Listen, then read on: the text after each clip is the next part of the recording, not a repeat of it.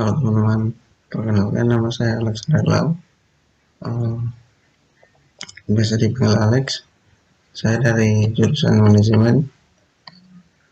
Saya kelas reguler pagi yang dengan nomor NIM 0211000122. Di sini saya akan menjelaskan uh, materi dari mata kuliah analisis bisnis digital yang tentang transformasi bisnis digital. Langsung saja.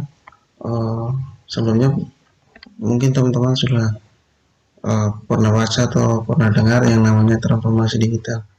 Nah, jadi transformasi digital itu adalah proses penggunaan teknologi informasi dan komunikasi yang dimana membawa perubahan pada aktivitas masyarakat seperti dalam dunia usaha atau dalam dunia pemerintah dalam melakukan proses bisnis yang dimana sehingga membantu memenuhi kebutuhan dengan lebih cepat dan mudah dan praktis. Nah, dari kata digitalisasi atau dalam bahasa Inggrisnya itu digitalization adalah transformasi dari analog ke digital. Nah, proses ini kemudian diberdayakan dengan cara eksponensial.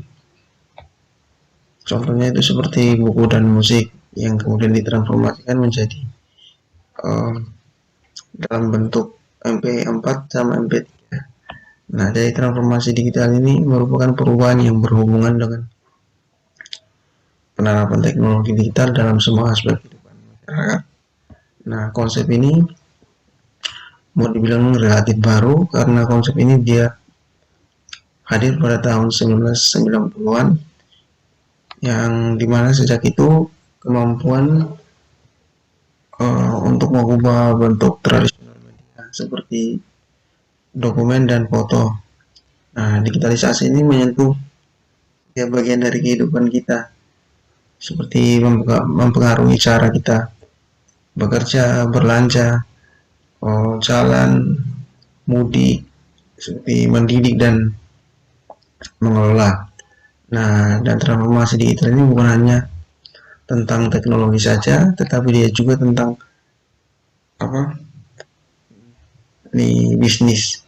Nah, jadi di daerah digital yang merupakan era berbasis internet, oh, fenomena yang terjadi itu adalah lahirnya berbagai aplikasi yang dapat diakses di handphone. Nah, aplikasi-aplikasi itu yang mempermudahkan manusia melakukan aktivitas. Jadi aplikasi-aplikasi itu terdiri dari kayak aplikasi transportasi yang secara online, habis aplikasi yang belanja secara online, habis aplikasi di bidang kesehatan dan aplikasi transaksi. Nah, aplikasi transportasi yang secara online itu seperti Grab, Gojek. Dan aplikasi yang belanja secara online itu seperti Bukalapak, Tokopedia, Lazada. Kemudian aplikasi yang di bidang kesehatan itu seperti Halodocs dan aplikasi kemudian yang terakhir itu aplikasi online untuk transaksi itu seperti salah satunya in-banking. Nah, itu definisi dari transformasi digital. Selanjutnya itu pengertian transformasi bisnis. Itu adalah proses di mana mengubah sistem atau proses bisnis dalam teknologi secara menyeluruh untuk mencapai peningkatan yang dapat terukur dalam hal efisiensi dan efektivitas dan juga untuk kepuasan pelanggan maupun karyawan. Nah, ada juga arahan proses transformasi digital. Nah, jadi transformasi di dalam bisnis dan perusahaan ini memiliki dua arah, yaitu transformasi internal dan eksternal. Dimana kalau yang internal ini merupakan arah proses yang ditujukan demi meningkatkan kinerja di dalam bisnis dan perusahaan itu sendiri. Nah, sedangkan kalau yang eksternal arah transformasi yang ditunjukkan demi terciptanya pengalaman luar biasa terhadap pelanggan. Nah, kenapa sih setiap bisnis perlu bertransformasi? Nah itu kenapa? Dalam setiap menjalankan itu, transformasi itu merupakan bagian dari proses bisnis. Nah, adanya setiap bisnis tentu bertransformasi karena dengan hal tersebut nanti akan membantu meningkatkan kinerja bisnis. Nah, jadi perusahaan ini harus perlu namanya bertransformasi. Jadi ada 3 hal yang menjadikan transformasi digital ini penting bagi dalam setiap bisnis.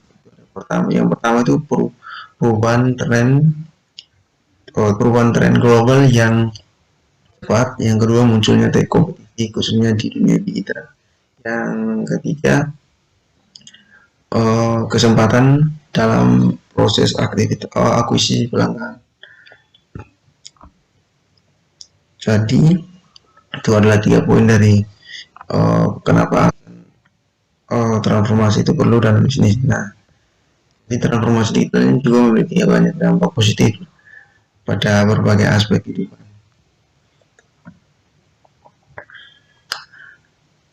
Ada juga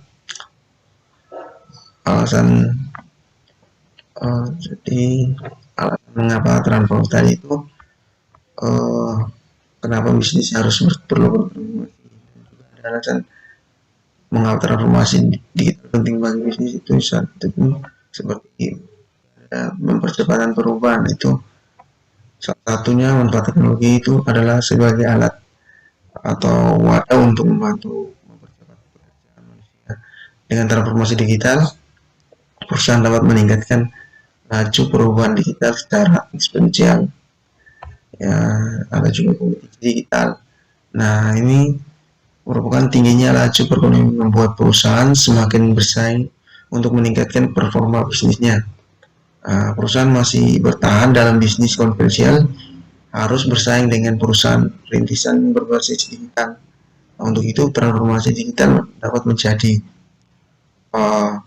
peningkatan atau solusi performa bagi perusahaan. Ini harapan pelanggan. Nah, itu mengharapkan harapan pelanggan ini merupakan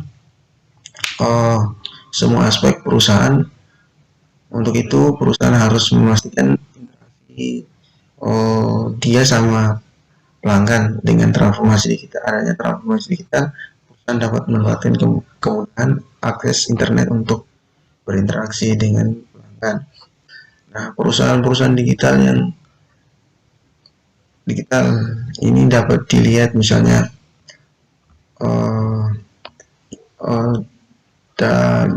dari contohnya itu Gojek yang menjalankan transformasi digital itu. Salah satunya saya kasih contoh Gojek. Nah, teman-teman mungkin tidak asing lagi dengan yang namanya Gojek. Nah, itu Gojek atau layanan ojek online. Ini dia pertama di Indonesia. Ini menawarkan kemudahan mobilitas bagi orang-orang yang tidak memiliki kendaraan atau yang sedang tidak mau mengendarai kendaraan sendiri. Nah, perlu teman-teman dulu kalau beda dengan dulu. Kalau dulu itu kalau orang-orang yang mau pergi itu harus berdiri di pinggir jalan untuk menunggu transportasi. Nah, kalau sekarang dengan hadirnya Gojek justru memudahkan kita untuk mendapatkan transportasi. Tinggal kita menggunakan handphone kita sudah dapat transportasi untuk kita untuk pergi. Nah, jadi transformasi digital ini mengantarkan Gojek ini menjadi salah satu perusahaan Dekaron yang pertama di Indonesia dengan valuasi lebih dari 1.400 triliun pada tahun 2019. Jadi transformasi ini memudahkan Kesimpulannya, itu transformasi ini memudahkan aktivitas manusia lah. Itu seperti dengan hadirnya Gojek. Baik, sekian dari saya. Jika ada kata yang salah atau materi yang salah, saya mohon maaf. Sekian dan terima kasih.